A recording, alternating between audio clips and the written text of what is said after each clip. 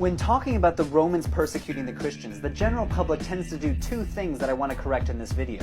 One, they tend to downplay how well the Christians actually got along with their fellow Greeks and Romans. And two, they tend to exaggerate these persecutions, imagining that Romans were rounding up Christians by the thousands, kicking down doors and throwing them to the lions. But in fact, the most accurate historical picture lies somewhere between these two assumptions. Persecutions were not quite as common as we might imagine, and the Christians actually got along pretty well with their fellow Greeks and Romans. So let's tackle our first assumption, which is the tendency to exaggerate these persecutions. For the most part, the Roman persecutions of Christians was not universal, but rather sporadic and local. Let's use Nero as an example, the Roman emperor who is probably the most famous persecutor of Christians. In 64 CE, a huge fire destroyed half of Rome, and in order to escape blame, Nero scapegoated the destruction on a weird new cult called Christianity. According to the Roman historian Tacitus, Nero inflicted the most exquisite tortures on these Christians for being implicated for arson. Now, because of this, Nero goes on to become one of the most hated figures in early Christianity. But notice that this wasn't an empire-wide edict. Nero's persecution of Christians only occurred in Rome and only lasted a few years. We can assume that things were a little quieter for Christians elsewhere in the empire. Another early example comes from a Roman governor named Pliny. In a famous correspondence between Emperor Trajan and Pliny, Pliny asks for advice on how to deal with this new cult that has popped up in his province of Bithynia. He said he executed a few Christians, but by and large, he really didn't know how to prosecute them. I have never attended hearings concerning Christians, so I'm unaware what is usually punished or investigated and to what extent. And Trajan writes back with a surprisingly tolerant answer. You have followed the appropriate procedure in examining the cases of those brought before you as Christians, for no general rule can be laid down which would establish a definite routine. Christians are not to be sought out. Notice here that neither Pliny or Trajan have it out for Christians. There is no demonic anger here or malicious intent, but rather we see two confused politicians trying to deal with what they see as a local problem. Christians by and large were ignored by the vast majority of Roman politicians throughout the empire. And this makes perfect sense because even though we may view Rome as the paragon of legislative power, it actually was woefully undergoverned. There was just too many people and too few administrators. In fact, the historian Peter Brown, probably one of the greatest historians of late antiquity, surmises that even in a well-regulated province like Egypt, there was one administrator for every 10,000 people. So no wonder that most Christians worshipped under the radar. So yes, Christians did die under the legal system of the Roman Empire. Guys like Nero and Pliny did indeed execute Christians, but we should think of these events as more sporadic and local phenomenon. Big events, empire-wide events, are much more rare and didn't start cropping up until much later in Christian history. The two that are best documented in our sources are the persecutions under Decius in 250 and Emperor Diocletian in 303. In 250 CE, Emperor Decius sent out an edict to prosecute anyone who refused to offer a sacrifice on behalf of the Roman emperor. Although Christians are not explicitly targeted, many assume that the Christians were the intended target, since many Christians would have refused to do this. So why did these persecutions happen? You may have noticed that I was calling Christianity a cult earlier in this video.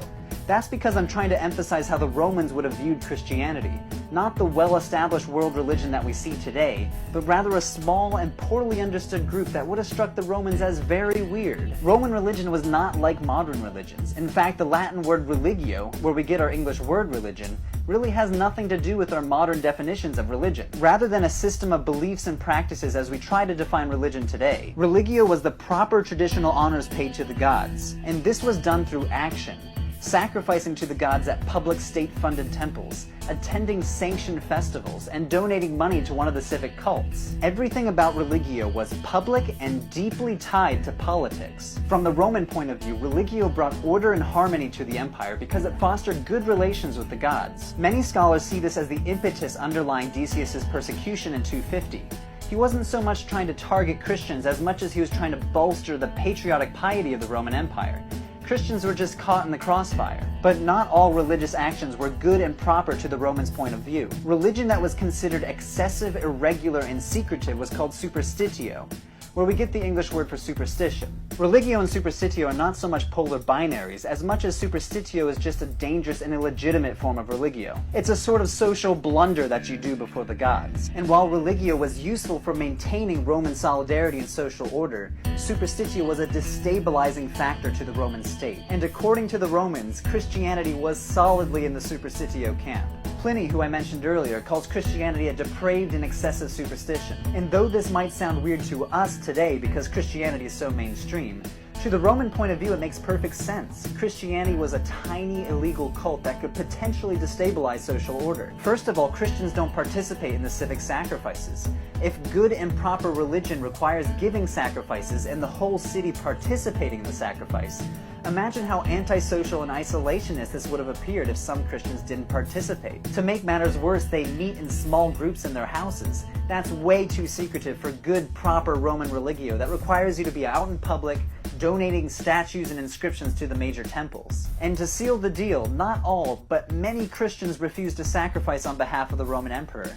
This is like refusing to pledge allegiance to the state. You may as well out yourself as a potential traitor. So Christianity, from the Roman perspective of good old-time religio, was too new, too secretive, and too weird to avoid suspicion. It was only a matter of time before Roman governors started to discourage Christianity through legislation or by force. Now, the reasons underlying the Roman persecutions of Christianity are complex, but a lot of it has to do with Christianity being labeled as superstitio. Christianity, along with a few other foreign cults, were viewed as potentially problematic groups at different times. But we shouldn't ignore that many Christians lived perfectly normal lives under the Roman Empire. The Romans were relatively tolerant when it comes to foreign religions, and we have evidence, like in the city of Dura Europos on the eastern border of the Roman Empire, that Christians and Jews lived peacefully side by side with traditional Greek and Roman religions. In fact, many Christians were perfectly happy to sacrifice to the emperor and attend their weekly meetings on Sunday. For most of its early history, the persecution of Christians was a local and sporadic phenomenon that really depended on the whims of a local population or politician. Even the largest and most extensive anti-Christian persecution under Emperor Diocletian in the early 4th century came to a quick end once Constantine came to power. With Constantine as a new political patron of Christianity,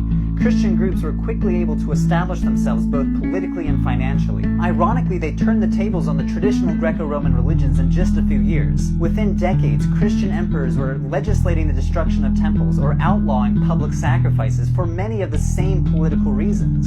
I'm not saying this to absolve the Romans of blame or to paint the Christians as the real bad guys in antiquity, but rather to show that the reasons underlying religious persecutions are not always obvious, and they may change depending on the context in which they occur.